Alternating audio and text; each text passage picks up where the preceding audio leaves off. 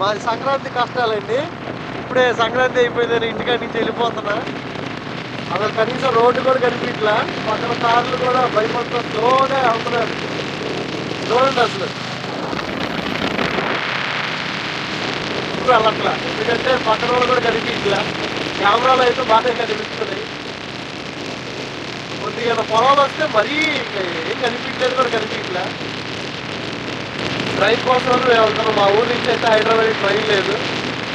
ఇంకొక 10 కిలోమీటర్లు అలా వెళ్ళిపోతే ట్రైన్ ఎక్కేస్తాను నేను, హైదరాబాద్ ట్రైన్. పొద్దున్నే పల్నాడు ట్రైన్కి అయితే నేను ఎక్కుతున్నాను. గుంటూరు నుంచి వస్తుంది అది. సికింద్రాబాద్ వెళ్ళేసరికి ఆల్మోస్ట్ 11 అలా అవుతుంది. ఒకవేళ మీరు కనుక వెళ్ళాలి అనుకుంటే హజార్ లైట్స్ ఆన్ చేసుకోండి, మీ బైక్కి కానీ మీ కారుకి కానీ. ఎందుకంటే ఎదురు ఏ వెహికల్స్ వస్తున్నాయో కూడా అర్థం కావట్లేదు. వీడు ఎవడో అసలు కనీసం లైట్ కూడా వేయకుండా వస్తున్నాడు. దారి కూడా చూడండి ఒక సైడ్ నుంచి. ఇంకా అలా చలి కొనుక్కుంటూ స్టేషన్కి అయితే వచ్చేసాను. ఇంకా వచ్చి అటు ఇటు తిరుగుతున్నాను ఇలా వీడియో పట్టుకొని. నన్నేమో విచిత్రంగా చూస్తున్నారు.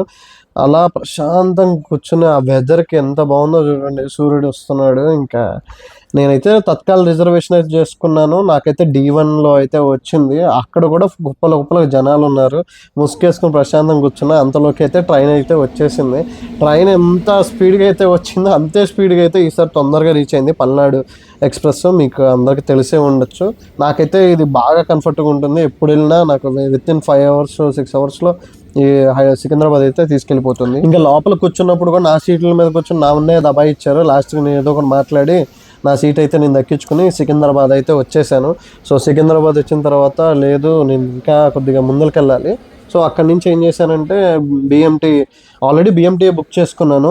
ఇంకా BMT దిగి ప్రశాంతంగా మెట్రో ఎక్కుదామని ఇక్కడి నుంచి ప్రశాంతంగా ఉంటుందని చెప్పేసి వెళ్తే నా లైఫ్లో చూడలే అంత పెద్ద క్యూ ఉంది. BMT బేగంపేట మెట్రో స్టేషన్ దగ్గర. కనీసం పైన బాగుంటుందంటే ఆల్మోస్ట్ నాకు 1 అవర్ పట్టింది. తర్వాత అక్కడి నుంచి అమీర్పేట వచ్చాను. అమీర్పేటలో కూడా అంత క్యూ ఉంది. నేను ఎక్కి ప్రశాంతంగా కూర్చుందామన్నా కూడా లేదు, నుంచుందామన్నా కూడా. ఇంటికాడి నుంచి రావడానికి సికింద్రాబాద్కి 5 అవర్స్ పట్టింది. కానీ నేను బేగంపేట నుంచి మన రాయదుర్గాకి రావడానికి 2 అవర్స్ పట్టింది. ఇంకా మీలో ఎంతమంది ఇంటికాడి నుంచి మీ జాబ్ ప్లేసెస్కి వెళ్తున్నారో కింద కామెంట్ చేయండి. ఇలాంటి సంక్రాంతి కష్టాలు కనుక మీ లైఫ్లో ఉంటే కింద కూడా కామెంట్ చేయండి.